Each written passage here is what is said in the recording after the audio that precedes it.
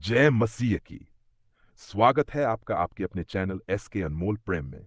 अगर आप इस वीडियो तक पहुंच ही गए हैं तो समझ लीजिए यह सिर्फ एक इत्तेफाक नहीं है, यह प्रभु की योजना है। आज हम बात करने वाले हैं ऐसे 6 बाइबल वचनों की कि जो आपकी जिंदगी पूरी तरह बदल सकते हैं। अगर आपका जीवन संघर्षों से भरा है, अगर आप निराशा, पाप, भय या अकेलेपन से जूझ रहे हैं, तो आज का यह संदेश आपके लिए है। इसलिए कृपया इस वीडियो को अंत तक देखें, क्योंकि आखिर में आपके लिए एक शक्तिशाली प्रार्थना भी होगी। अब आपसे एक विनती है, इस चैनल को सब्सक्राइब करें, वीडियो को लाइक करें और अपने दोस्तों और परिवारजनों के साथ शेयर करें, ताकि और लोग भी इस आत्मिक आशीर्वाद में भागीदार बन सकें।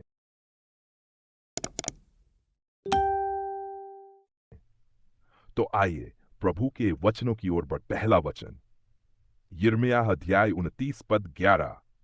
क्योंकि यहोवा की ये वाणी है, जो कल्पनाएं मैं तुम्हारे विषय में करता हूं, उन्हें मैं जानता हूं। वे हानि की नहीं वरन कुशल की हैं, और अंत में तुम्हें आशा की प्राप्ति कराऊंगा। यह वचन हमें यह सिखाता है कि हमारी जिंदगी प्रभु के हाथों में है।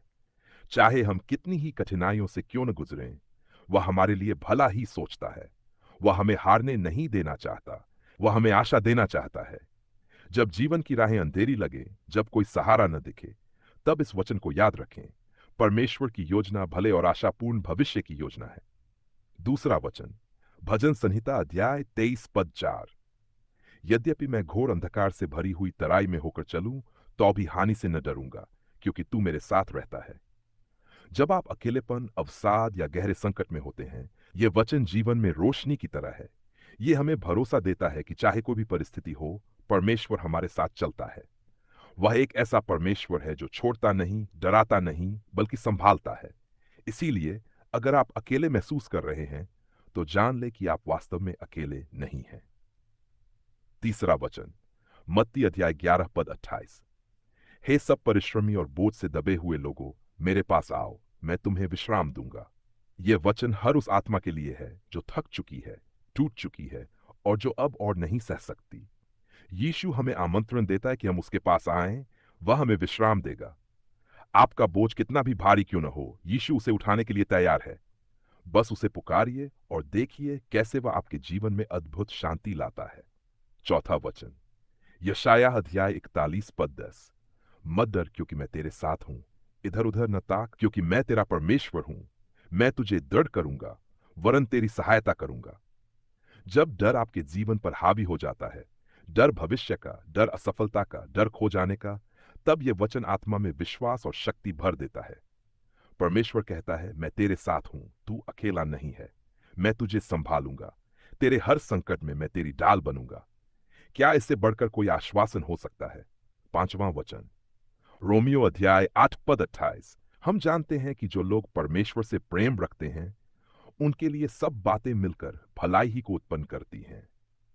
आपके जीवन में जो भी हो रहा है, चाहे अच्छा हो या बुरा, अगर आप परमेश्वर से प्रेम करते हैं, तो वह हर परिस्थिति को आपके लिए आशीर्वाद में बदल सकता है। यह वचन आपको यह सिखाता है कि आपके जीवन की हर घटना, हर आंसू, हर संघर्ष एक बड़ी योजना का हिस्सा है। वह योजना आपको उन्नति की ओर ले जाएगी। छठवां वचन, गलातियों अध्याय 2 पद 20। मैं मसीह के साथ क्रूस पर चढ़ाया गया हूं, और अब मैं जीवित न रहा, पर मसीह मुझ में जीवित है।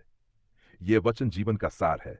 यह बताता है कि जब हम मसीह में होते हैं, तो पुराना जीवन समाप्त हो जाता है और नया जीवन आरंभ होता है। हमारे पाप, हमारे दोष, हमारी असफलताएं अब हमारे ऊपर नहीं हैं। अब मसीह हमारे भीतर जीवित है। यही आत्मिक परिवर्तन की असली कुंजी है, मसीह में जीना। अब एक अंतिम आत्मा को छू लेने वाली बात इन वचनों में सिर्फ शब्द नहीं है, इन वचनों में परमेश्वर की शक्ति है। अगर आप इन्हें अपने जीवन में आत्मसात करते हैं, तो आपका जीवन बदले बिना नहीं रह सकता। हर दिन इन वचनों को पढ़िए, याद कीजिए और मनन कीजिए। ये वचन आपको घोर अंधकार से निकालकर प्रकाश की ओर ले चलेंगे। अब मिलकर करें एक प्रार्थना। हे स्वर्गीय पिता, मैं तुझे धन्यवाद देता हूं इन छाप महान वचनों के लिए जो तूने आज मुझे दिखाए। प्रभु, मेरी जिंदगी में तू कार्य कर, मुझे तेरे वचनों के अनुसार चलना सिखा। जब मैं डगमगाऊं तो तू मुझे थाम, जब मैं अकेला पड़ूं तो तू मुझे अपनी गोद में उठा। मुझे माफ कर, मेरे पापों को धो दे और नया जीवन प्रदान कर। मैं तुझे अपना जीवन समर्पित करता हूं। तू मेरे मन, आत्मा और शरीर का स्वामी बन। हे प्रभु यीशु, इन वचनों के द्वारा मेरी आत्मा को नया बना। मुझे वह विश्राम दे जो तू अपने बच्चों को देता है। मैं ये प्रार्थना यीशु मसीह के नाम में करता हूं, आमीन। अगर ये वीडियो आपको आशीष देता है तो कृपया इसे लाइक करें, सब्सक्राइब करें और दूसरों के साथ जरूर साझा करें। फिर मिलेंगे अगले आत्मिक संदेश में। जय मसीह की।